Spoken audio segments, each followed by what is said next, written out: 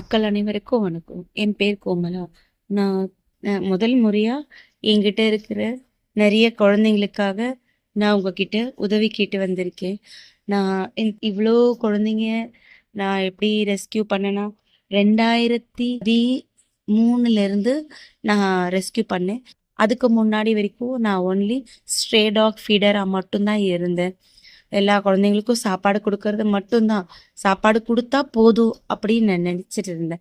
அதுக்கப்புறம் தான் நான் வந்து ஒரு ஒரு குழந்தையும் பார்க்கும்போது, இவங்களுக்கு ஃபேமிலி பிளானிங் பண்ணணும், வேக்சின் பண்ணணும்.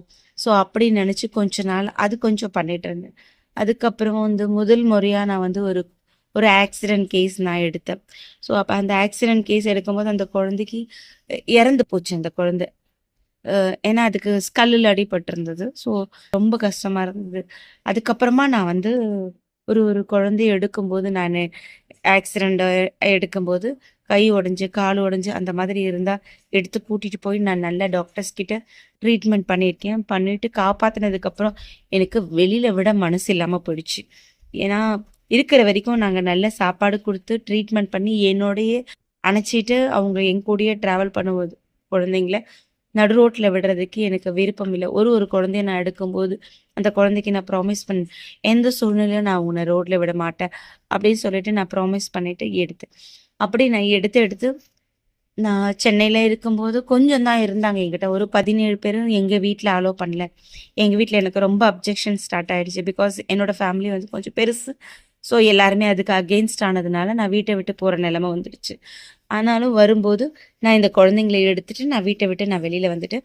வீட்ட விட்டுட்டு வெளியில வந்து திருவான்மியூர்ல இருந்தேன். அதுக்கப்புறம் பாலவாக்கம், அப்புறம் வந்து களிப்பட்டூர், அப்புறம் முட்டுக்காடு போட் ஹவுஸ், அங்கேருந்து கொஞ்ச நாள் திருப்போரூர், அங்கேருந்து கொஞ்ச நாள் நெம்மேலி. இந்த மாதிரி நாங்க வாடகை வீடுன்றதுனால எங்கள தொரத்திக்கிட்டே தான் இருந்தாங்க. இது பிரச்சனை, அது பிரச்சனை, அப்படி இப்படி சொல்லி ஏதோ ஒரு காரணத்த சொல்லி சொல்லி எங்கள தொரத்திக்கிட்டே தான் இருந்தாங்களே எந்த இடத்துலயும் எங்கள முழுசா கொஞ்சம் கூட இருக்க விட்டதே இல்ல. கடைசியா நாங்க இப்போ வந்து வேண்டவே வேண்டாம் எங்களுக்கு அப்படின்னு சொல்லிட்டு நாங்க ரொம்ப தூரம் போயிடலாம் அப்படின்னு சொல்லி நாங்க இப்ப கூவத்தூர்ல வந்துட்டோம். கூவத்தூர்லயே தட்டாம்பட்டுன்ற ஒரு வில்லேஜ்க்கு நாங்க வந்துட்டோம். இப்ப இந்த வில்லேஜ்ல வந்து நாங்க 1 வருஷம் ஆயிடுச்சு.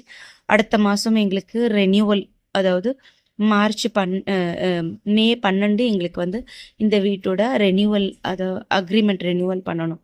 இப்போ என்ன ஹவுஸ் ஓனர் சொல்லிட்டாங்கன்னா, 1 வருஷம் ஆயிடுச்சுமா, நீங்க வெக்கேட் பண்ணிக்கோங்க. அப்படி இல்லன்னா இந்த இடத்த நீங்க வாங்கிக்கங்க அப்படி சொல்லிட்டாங்க. அத வாங்கிக்கிற அளவுக்கு எங்களுக்கு வசதி கிடையாது. அப்ப நாங்க மேடம் கிட்ட சொன்னோம், "மேடம் எங்களுக்கு வாங்கிக்கிற அளவுக்கு வசதி இல்ல. நாங்க இப்படியே வாடகை மட்டும் நாங்க கன்டின்யூ பண்றோம்" அப்படின்னு சொல்லி. அப்புறம் அவங்க சொன்னாங்க, "நீங்க வாடகை மட்டும் கன்டின்யூ பண்ணணும்னா, you have to pay extra. அதாவது நீங்க ஒ ஒ இன்னும் ஒரு ரூ. 1,00,000 நீங்க வந்து எக்ஸ்ட்ராவா அட்வான்ஸ் பே பண்ணணும்" அப்படின்னு சொல்லிட்டாங்க. ஆனா, இப்போ எங்களுக்கு ரூ. 1,00,000 குடுக்கறதுக்கு அ என்கிட்ட பணம் கிடையாது. பிகாஸ் நான் வாங்குற சம்பளத்துலேருந்து முக்காவாசி பணம் வந்து நாங்க இந்த வீட்டோட வாடகைக்கே குடுத்துடுறோம். மீதி கால்வாசி பணத்த தான் நான் வந்து பிரிச்சு எங்களுக்கு 3 சிலிண்டர் ஒரு மாசத்துக்கு ஒரு நாளைக்கு 40 கிலோ ரேஷன் ரைஸு பிளாக்ல தான் வாங்குறோம். ஸோ 40 கிலோ ரேஷன் ரைஸு, அதுக்கப்புறம் அ பெட்ரோலு, ஸோ என்னோட கூட சாப்பாடு. ஏன்னா நான் இவங்களோடயே தான் இருக்கேன். நான் இவங்களுக்கு ப்ராமிஸ் பண்ணியிருக்கேன். என் வாழ்நாள் முழுக்க நான் சாகுற வரைக்கும் இவங்களோட தான் ட்ராவல் பண்ணுவேன். ஒரு நாளும் இவங்கள விட்டுட்டு நான் எங்கேயும் போக மாட்டேன்னு சொல்லிட்டு ப்ராமிஸ் பண்ணியிருக்கேன். ஸோ இவங்க கூட தான் நான் இருக்கேன். இங்க இங்க வந்து என் குழந்தைங்க ரொம்ப சந்தோஷமா இருக்காங்க. என்னன்னா ஒரு 1 ஏக்கர் இது இடம். அவங்களுக்கு அது தோப்பு. ப்ளஸ் இவங்க நைட்ல தூங்குறதுக்கு ஒரு ஷெட்டு. அந்த ஷெட்டு பார்த்தீங்கன்னா, ஒரு ஆடிட்டோரியம் மாதிரி இருக்கு. அந்த ஆடிட்டோரியத்துல அட் த டைம்ல ஒரு 100 குழந்தைங்க தூங்குற அளவுக்கு ஒரு ஃபெசிலிட்டி இருக்கு. கொஞ்சம் கூட ஒழுகத்தான் செய்யும். பட் இருந்தாலும் எங்களுக்கு அது பெரிய விஷயமா தெரியல. இருக்க இடம், வயித்துக்கு ஒரு நல்ல சாப்பாடு இருந்தா மட்டும் போதும் அப்படின்னு நாங்க நெனச்சு, எங்களோட வாழ்க்கைய நாங்க இங்க வந்து ஸ்டார்ட் பண்ணோம். நான் 1 வருஷம் இப்படின்றதுக்குள்ள இப்போ நாங்க ரெனியூவல் பண்ணணும். முதல் முறையா என் பிள்ளைங்களுக்காக நான் உங்ககிட்ட கையேந்தி நிக்கிறேன். தயவுசெய்து என் பிள்ளைங்களுக்காக ஃபண்ட் பண்ணுங்க. நாங்க ஃபர்தரா இந்த இடத்துல எங்களுக்குன்னு ஒரு சொந்த இடம் கிடைக்கிற வரைக்கும் நாங்க இங்க தான் இருந்து ஆகணும். எங்களுக்கு வேற வழி கிடையாது. இந்த இடத்துல இருக்கிறதுக்கு நீங்க உதவி செஞ்சா, நாங்க ஃபர்தரா இங்க இருக்க முடியும். உங்களால என்ன உதவி செய்ய முடியுமோ எங்களுக்கு நீங்க பண்ணணும்னு நான் கேட்டுக்கிறேன். என்னுடைய வாட்ஸ்அப் நம்பர் 9444772295. இதுதான் என்னோட ஜிபே நம்பரும். இதுதான் இந்த ட்ரஸ்ட்டுக்கான நம்பர். எல்லாமே இந்த நம்பர் தான் நான் யூஸ் பண்ணுறேன். இந்த ட்ரஸ்ட்டோட பேர் ஏகே 4 பவுஸ்.